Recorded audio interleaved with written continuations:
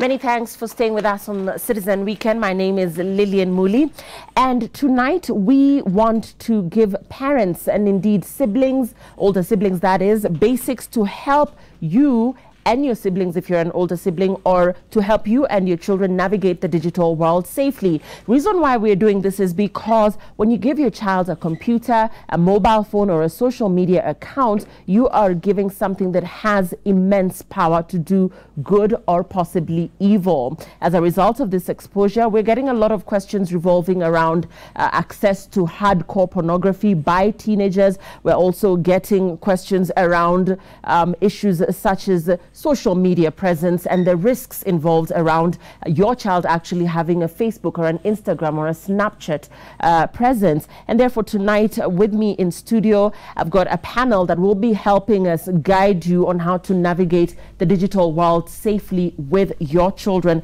With me in studio, and I'll be starting from this end, I'm joined by Carol Keitang. She's a parent. Thanks for joining us, Carol. I'm also joined tonight by Stephen Mbuthia. Steve Mbuthia is also a parent. Thanks for being with us tonight. And we're also joined by Sharon Munyere, who is a parenting mentor. She's also an author, and we'll be talking about her book very shortly. It's a book that gives tips and tools to help you connect with teenagers. It's titled Eggs, Hammers, and Chili Peppers, and we'll be talking about this book very shortly. As we get into this conversation, I invite you to send in your questions, your concerns around parenting. We already have a lot of feedback coming from you parents asking questions around when is the appropriate age to give your child a phone, how to limit the access to pornography, if at all, and other questions as well that are coming in. So we invite you to send more. Also use the hashtag Citizen Weekend. I'll start with the parents on this end, starting with you, Steve. Give me a little bit brief about your family setup. Are you raising teenagers?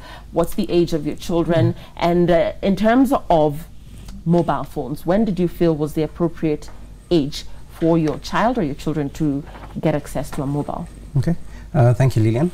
My name is Steve, and I'm raising two children. My daughter is 16 this year, and my son is turning 10. And I think for us as a family, what we did is, from when my daughter was like 10 years old, we began the conversation about access to some of this technology and having a phone especially. Growing up in a place where all her friends were getting phones much earlier.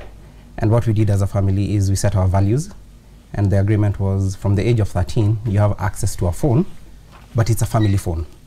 It's not your personal phone. So the phone that she currently is using is the number is registered to me. I have access to it at any point of the day or night. And we've also set rules based on our family values, on what's acceptable, what's not acceptable. So currently she still has no access to any social media. There was a season some friends put her on Instagram, and when we sat and agreed, she deleted the account herself. How did you find out about her presence on Instagram? Now, this is what we're talking about when we talk about social media presence. So how did you find out that she was actually on Instagram? I think for us, what we've done is we've been very deliberate about our parenting. From when she was about a year old, we attended a parenting class. And consistently over the last about 14 years, we've co-facilitated the classes.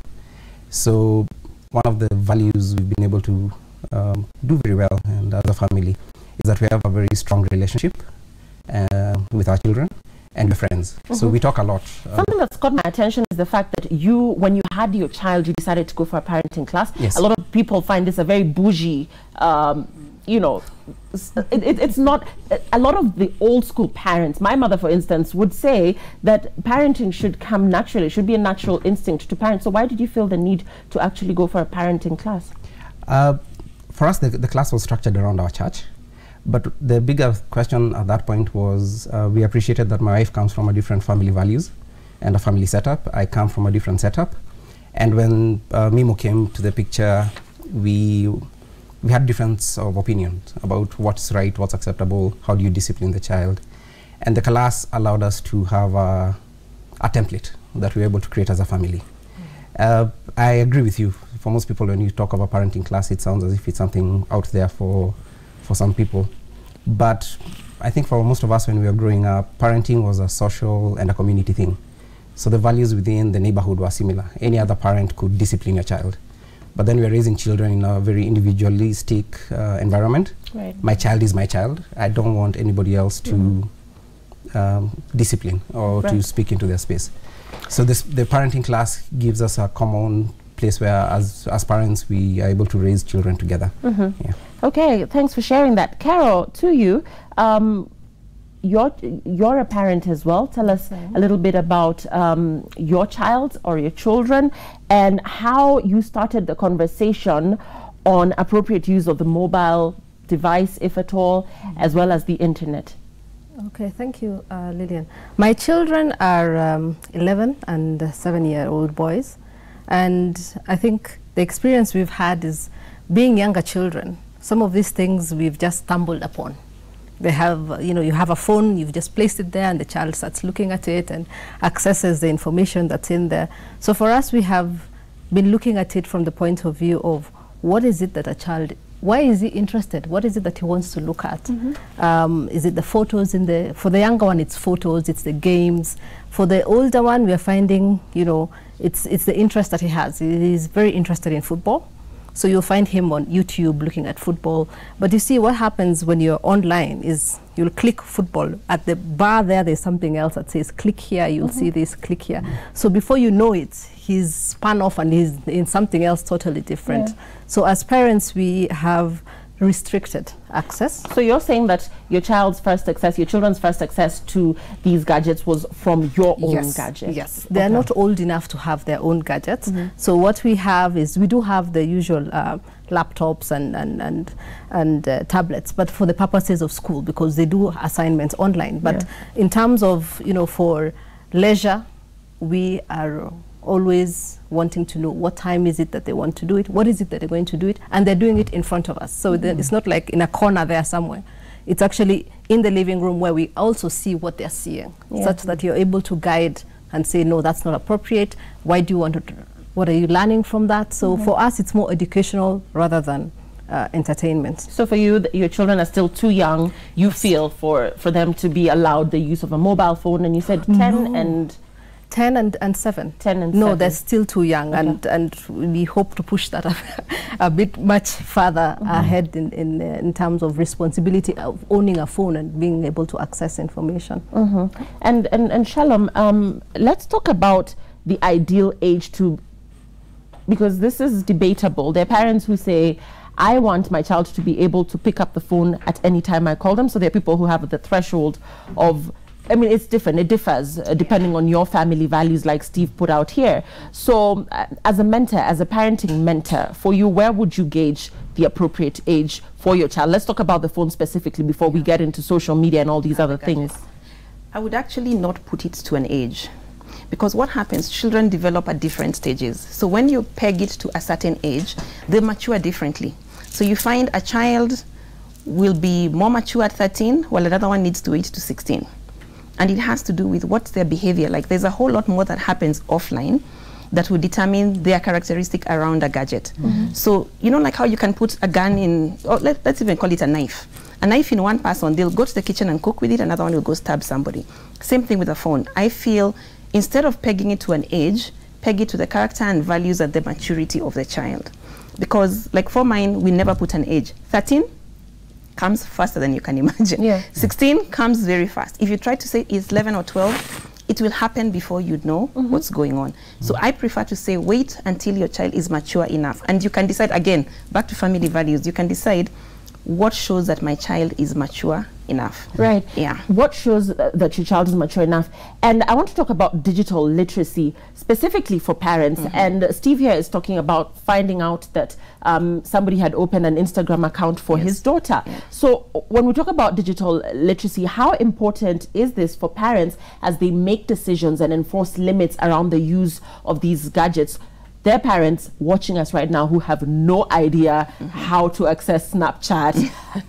I mean, and even the most basic like Facebook, really, they really have no idea. And therefore, when you talk about digital literacy and say, oh, no, my child is safe because I haven't really heard of them being having any social media presence. How important is it for a parent to have digital literacy before they can actually start guiding their children on how to use these gadgets? One thing for sure is they need to have an element of digital literacy. But the thing is, there's a mindset that parents have, unfortunately, and they say, that's for young people or that's for children, and I don't know anything about Facebook, I don't want to be on that account, and they grow old in the mind, if I may call it that. So what I'd say for parents who are feeling that's a world that they're not ready to get into, they need to have people around their children who are in that world. So you can't do this parenting thing on your own.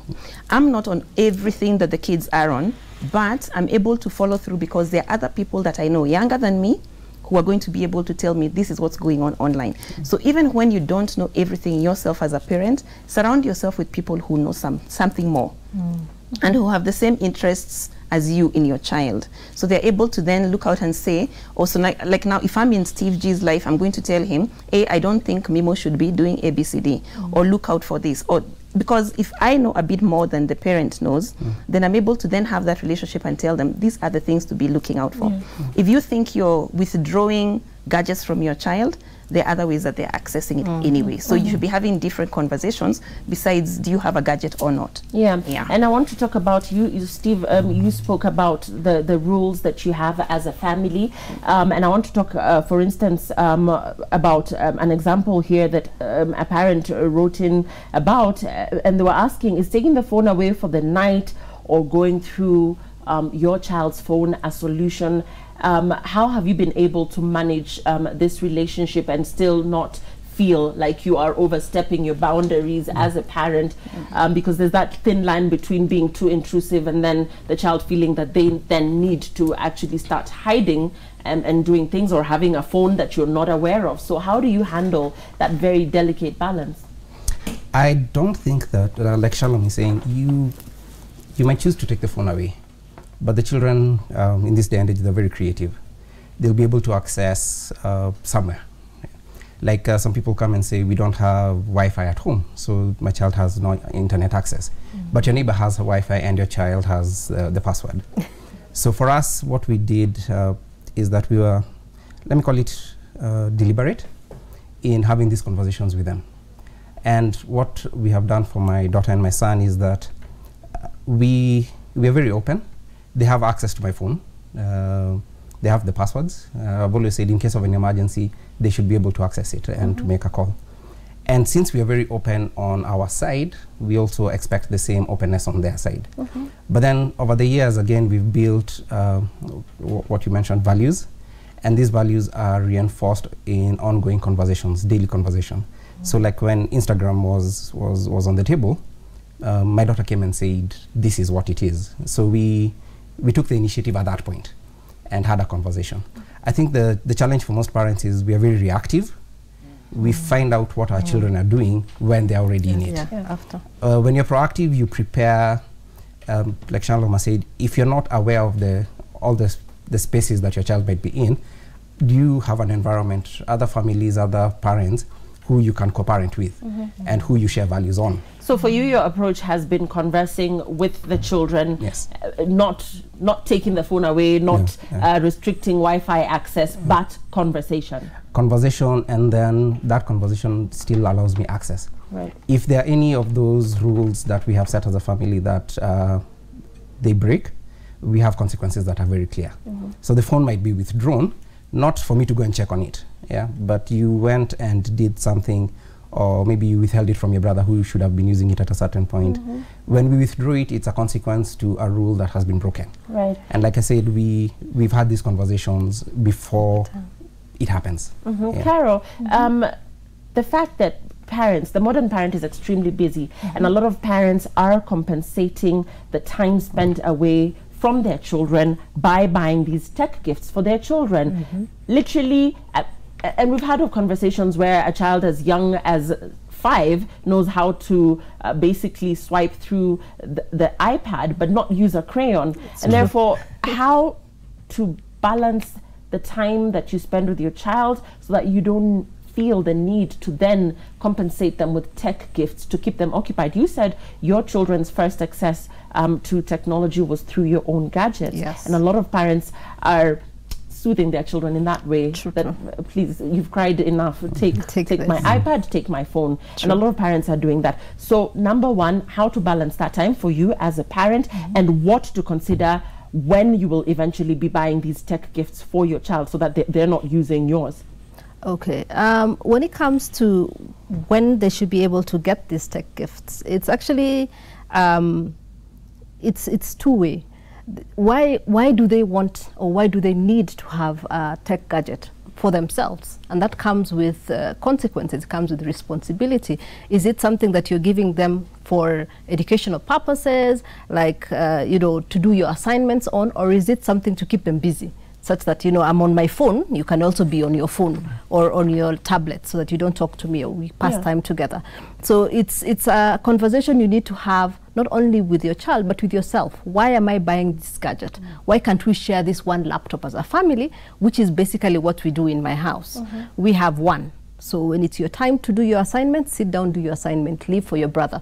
And when I want to do my work, I also do it that way, such that we are all gathered around this place at the same time. And the conversation, again, just going back to that conversation, the fact that all my friends in school have an iPad. Mommy, why don't I have an iPad? All my friends have a PS4. I don't even have a PS1 or 2. So how to navigate that? Because these are children, they're innocent. They're just wondering why they're being denied these things, and yet all their friends have them. You have to have that conversation, and it's a deliberate move as a parent. You have to have that conversation as to why are we not allowing our children to have these gadgets.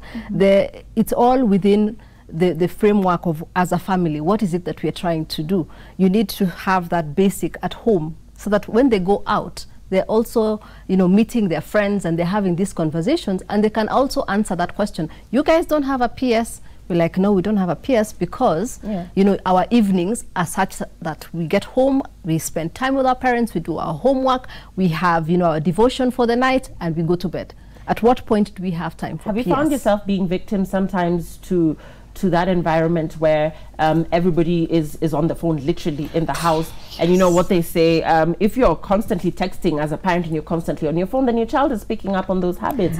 Have you found yourself being victim to that? Yes, even as parents. I mean, we're not perfect. So we will probably sometimes, you know, be talking, having a conversation here, and I look back and someone else is on phone, and I'm like, we said we're not having gadgets on the table, or so sometimes we slip up. But it's a conversation that we are always constantly doing and having, and being conscious about it. In our family, we have, my son has issues with his eyes, so he's not allowed to be on gadgets too long. So as a whole family, we had to come up and say, as a support, we all cannot be on gadgets, because this gentleman is only allowed 1 hour a day by his optometrist.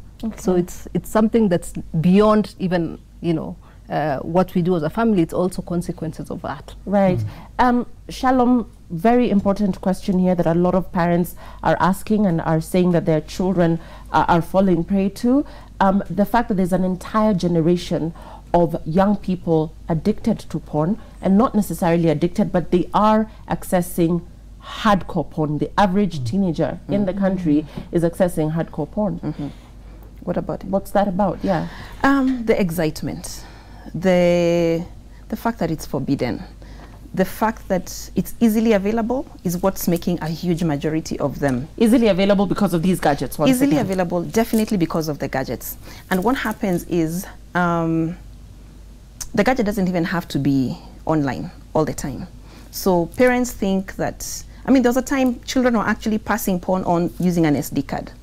So no record of it. So I want you to watch it, so I give you the SD card, fix it in your phone. When you're done, pass it on to the next kid, etc. So parents will not catch any trace of that. So, I mean, like Steve was saying, children have found a way of becoming very creative to break these barriers. And then there's a lot of, what did I say? Children raising themselves to a great extent, and therefore being raised by the screens. In fact, today I had a new reference. They're called screenagers because they have screens all over them. So if it's not a phone, it's a tab. Even the house help has a smartphone now. So it doesn't matter what you try to take away. If there are no values, they will still find a way. Now here's how it happens with porn. It's exciting. The body reacts to porn. You know, it's a natural thing that God gave us to have that sexual stimulation. So the kids feel this nice thing.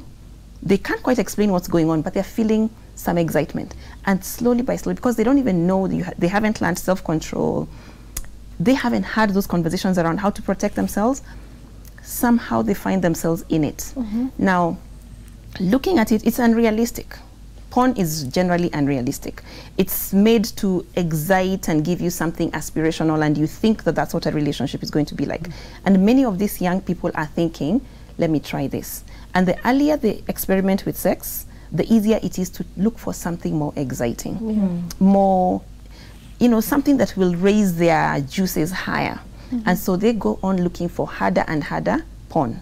And the more they do it, the more they exchange notes and say, okay, so I've seen this, have you watched this? Yeah, why don't you try this? This will make you feel better. Try this with 2 girls, try this with 2 boys. Let's do this as a part of the party. And so the more they're bored, and the more they're looking for excitement, the more hardcore the porn that's available. And basically, as we go back to social media presence, I want to talk about the dangers of predators online, and we'll talk about social media presence and the fact that there are a lot of proxy accounts where grown-ups, grown men or grown women are posing as 13-year-olds and 16-year-olds, and teenagers are falling prey to that because they think they're conversing with a fellow teenager. I want you to speak to a parent that's a viewer on how they can control that element and how to converse and speak that into the minds of their children even as they go opening, because we know children can be naughty, probably have hidden accounts here and there that their parents are not aware about, but how to have this conversation with your child, the fact that there's a lot of predators lurking online. It basically starts with, why would your child be falling prey to that person? It's because of the one thing they're all looking for: followers and likes. So follow me, I'll follow you back. You know, that's generally what it is. So the minute your child, as a parent, the minute your child thrives on what people think about them, you know, not worries about it once in a while, but a child who will be looking for likes, looking for followers, will fall prey to anybody, because then the grown-up who's praying after such children knows the right things to say. You've studied the minds of teenagers. Why would a child be so hungry for such attention? Is there a void? Is there something that's missing right within the home setup? It's a huge void.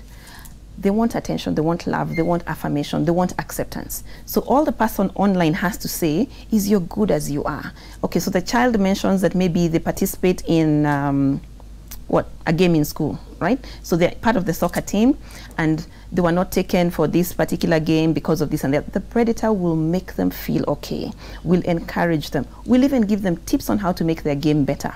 So the predator will do what mom, dad are not doing, will do what the caregivers around this child are not doing. They will make them feel good about themselves. They'll make them feel accepted. They'll make them feel like trying harder. So the predator even encourages this child and talks in the language the child wants to hear. When the child has a bad day in school and they, you know, get back online to this fake account, this person will tell them, don't worry, they'll validate, they'll accept this. I understand that this is how your feelings are. So the predators have also studied the minds of young people. And they know what makes them tick. They know what's going to attract them to them. And once a child is loved by somebody, they will do anything for that person. And it doesn't matter what their age is. You know, even as a teenager, can you imagine a parent who walks in, Steve walks in and let's say takes out his work stress on his daughter, and then she has a friend online who'll say, don't worry, dads are like that. Even my dad, I mean, that guy could be 30 years old, 40 years old, but is able, because they have been a child, they're able to say, even my dad is like that. Even you, even me. And that even you, even me thing makes sure that our children end up going to people who they feel are like them, regardless of who. And what social media has done is hidden my face. I can be anything online and you will never know. I can take any picture and post it as, Steve, your fears as a parent, you know, just having had this conversation with your children around the use of these gadgets, you've spoken about Wi-Fi, you've spoken about the mobile phone as well. Your fears as a parent that's raising teenagers and a soon-to-be teenager, what are you most worried about during this digital age? What are you most concerned about? I think for me it's changing too fast. So just as soon as you think you know one thing, there's a new app, there's a new way to communicate, there's a new way to engage with people. So there's so much that's happening out there that it becomes scary. And what we chose to do as a family is, rather than focus on all the possibles out there, is we looked internally. Like Shaloma said, one of the challenges with teenagers nowadays is they're craving for an identity. And since our parents in our generation, we are too busy, and like you mentioned, we are throwing gadgets at them, they don't have a sense of belonging from home, and that identity is something they go and seek outside. And so they'll find it in a clique, they'll find it in social media, they'll find it and what we'd call peer pressure. If you go to children on holiday, if you spend an average day at the malls around town, they're there and they're always craving for a place to belong. Yeah. So if they don't find that belonging at home, then you've lost it as a Actually, parent. now that you mentioned malls, during the holidays, it came to our attention that, as a newsroom, that kids actually go to the mall dressed differently from home and get into the bathrooms, into the malls and change. Yes. What's that about again? Again, they're living home, a house where they don't know who they are. Right. But when they get into the malls and they meet their friends, the friends have already defined for them, this is who we are as a group. So this is how you should dress, this is, let's talk about makeup, this is how you should look, however, and this is how you should walk and talk. Yeah. So they've left a home where they are not validated, they don't know who they are, they're not celebrated, they're not accepted. And when they go out there, there's always somebody who's willing to... Exactly. And think of it this way, we talk about peer pressure, and there's always that leader in the group who defines what everybody else will do. If your child is looking for a place to belong and identity, they will want to be associated with that person. Do you vet your children's friends? Yes, not vet them. What we've done... Not vet is the wrong word. Vet is the wrong But you ask questions around who are these, who are their parents, where are they coming from, what's their story? What we've done is we're very active in... Most of their friends currently are friends from school. So we are deliberate and active in school activities. And from when they were young, when my daughter was in lower primary, the rule was your friends get to know your parents. And since as parents we are there for as many activities, we will celebrate and enjoy their company. So they always bring their friends to us. And as she gets into teenagehood, the rule was, and when I say a rule, it's not necessarily written in stone, it's a family value and a relationship we've developed. If your friends have to know your parents, then you have somebody who, if your dad is there, your mom is there, they're afraid to come and see your dad or your mom, then there's something wrong. There's something wrong. I'll be getting your wrapping up comments very shortly. To you, Carol, on parents being good role models.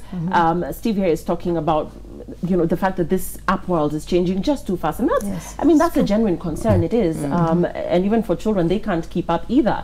So on parents being a good role model, and for you, now that your children are going to be teenagers soon, the example that you're setting as a parent, we talked about creating tech-free zones by restricting the use of these gadgets to a certain time a day, having meals together, actually being able to have a conversation. So for you, what are you doing within your family to ensure that you set an example to these children?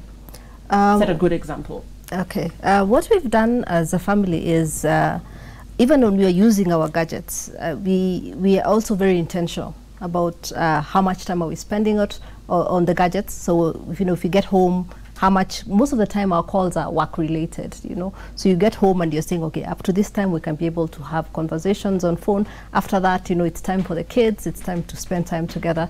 And they see it. And if we are always conscious to make sure that, we are not breaking the rules, because you can't live by one rule and then tell your child, we said this, and then you're breaking the same rules. So it's something that we have consciously done. But we've also tried to ensure that we are using the gadgets for a good purpose. So we have gone out as parents and said, what is it that we can do together with these gadgets that, a child doesn't feel that, we can no longer be able to go to the internet. So we've gone out as parents and looked out, what can we do together? We play games online, we learn, we are learning chess together, we are watching, documentaries. So there's something to look forward to. So every day we go home, we have after dinner and everything, instead of just watching a program on TV, we say, okay, let's go on Netflix and look at what's there that we can do. And every day we're looking at an episode and we're learning something. And after we do it, we have a discussion.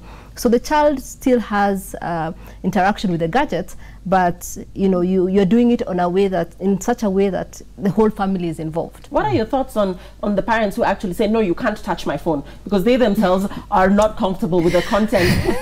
There are men, and I'm sorry, Steve, there are men who won't allow their wives to touch their phones. Yeah. So if you alone touch my phone, how will my own child, touch my phone? So what are your thoughts on parents who say, no, my phone is off limits? No, that's actually where, we are starting to set a bad example, because what is it that is inside that phone that you don't want your child to, to see? Because what it means for a child is, when daddy moves away, let me go and look at this thing. Yeah. You're also putting curiosity into a child. What is it that, and you're talking about rules and trying to teach this child responsibility. It's the same thing. When you're at home, leave your phone on the table. Anybody can pick up a call that comes through. You can be able to access. You can look at, I'll send you to go to my M-Pesa. Yeah. What is it there? What do I need to do? Empowering your children to be able to, get into these gadgets makes it demystifies the whole thing. It's just like a cup. I mean, I'll send you to the kitchen, go and bring me a cup. It's the same thing. If you give them that opportunity, then it loses that mystery. And even when their friends talk, they're like, but it's something we do in our house. We are able to, what gadget is it? What app are you talking about? He'll come home and tell me, Mama, I heard about this thing. So we go online and you all learn about it together.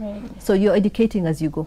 Okay, but then again, some friends are so disrespectful. Some people send weird WhatsApp messages. Oh my God, you might be innocent as a parent, but get a weird meme from somewhere else, from someone, and then your child comes across that, and it just becomes a total nightmare. Yes. But that's a story for another day. So to you, Shalom, we want to talk about your book here, Eggs, Hammers, and Chili Peppers. And this is a book that has tips and tools to help parents connect with teenagers, to help you connect with teenagers. We're talking once again about parents and the role essentially that they should play in this digital age as we face all of these things, radicalism, pornography, and all these things that we're talking about. We're going to the parenting class that I spoke to Steve about, and the fact that parents are feeling extremely helpless and therefore feeling the need to get help from mentors such as yourself. So give us some tips that you've outlined here in your book in summary, as well as what you teach in the parenting sessions that can guide parents, our viewers, as they deal with this digital catastrophe, for lack of a better word. It is a catastrophe. So I'd like to, just before I go to the tips in the book, schools need to get into this bandwagon. If parenting classes were a requirement by schools, we'd have less trouble in the school, we'd have better equipped parents. So, like you were saying earlier about parents thinking that this parenting class thing is a bougie thing, and yet it's not just the bougie kids who have a problem. We are having problems across the board, regardless of the children. And so if schools came into the story, then parenting would be a lot easier. That's one. Then secondly, there's the thing about the digital literacy you were saying. When you don't understand how the child of today learns, then you will not understand how to even teach them the values that you want them to learn. So some of the things we talk about the book is identifying the changes that are going on in a teenager's life, and especially preteen getting into teenhood. And when you understand what they're going through emotionally, socially, spiritually, physically even, then you'll be able to know this is how it's working. The other thing that has happened, our families have really broken down. We have a lot more, 60–70% of broken homes right now. So the norm is no longer the home that we used to know of mother, father, child. So some of the things we talk about in this book is how do you handle blended families? How do you handle stepchildren? How do you handle a child coming and telling your son that, hey, your dad is my dad? How do you handle all of that stuff? How do you handle divorce and separation? How do you talk about it with a teenager? Because what happens, teens are overlooked when there's a breakup in the family. People assume they're old enough to understand, and therefore nobody talks to them. And by the time they're rebelling and acting up, and you're wondering what happened, how did they get into porn, how did they get into drugs, how did they get into all of this? It's because they watched you and you were not there when they needed somebody to explain to them, why am I feeling the things that I'm feeling. Why are you guys breaking up? Is it my fault? Is it because I failed? Is it because I'm not doing this and the other? Then it also looks at parenting, because we were parented differently. And so if you had an authoritarian parent, the one who really came down on you, and now you're supposed to be told the 21st century kid needs you to understand them and feel them, how do you transition if all you knew is the rule?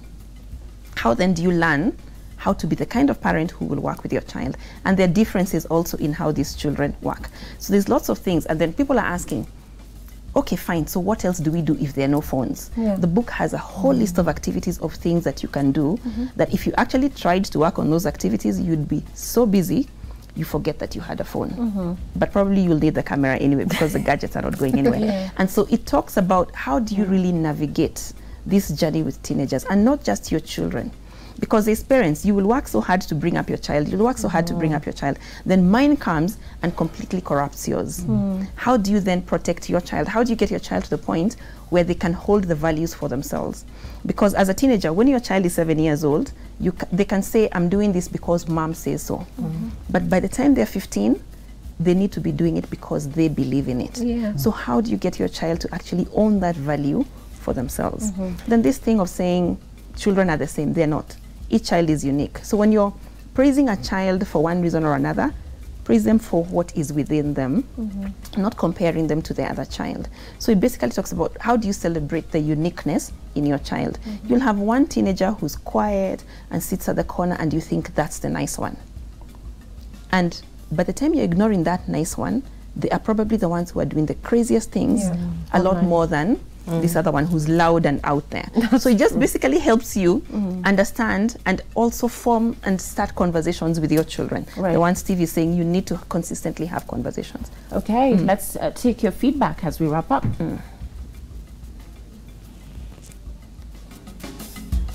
Okay, here we go. Odol Evans, you're saying it's really challenging to perfectly monitor children who know how to use smartphones and the internet. Some are cunning because in some circumstances they use different names to post funny stuff on social media.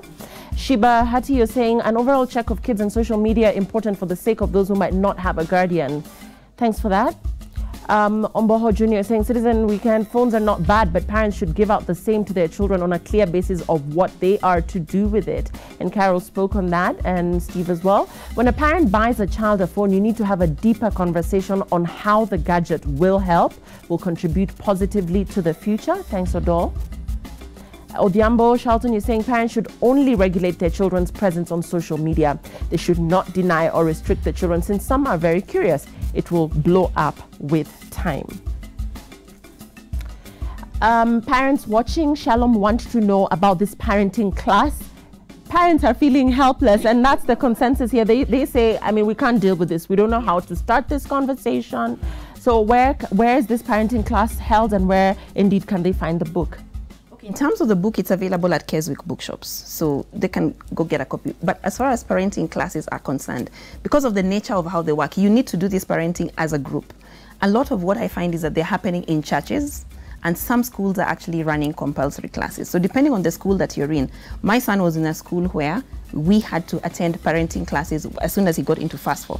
So it was easy to work with parenting a teenager because you're learning it at that point in time. So classes are going on. Mavuno Church holds layer classes, and they start from the younger children all the way to teen parenting. And then there are Anzaya and other people, Stanley Mukolwe, they hold classes for parenting teenagers. So there's many places that you can have those classes. The important thing is to actually walk with a cohort. It's not the kind of class that you'll walk in and do one session today and say, I'm okay. You need to actually dedicate at least 3 months of understanding this is how children think, this is how it goes, and this is what to do about it. Okay.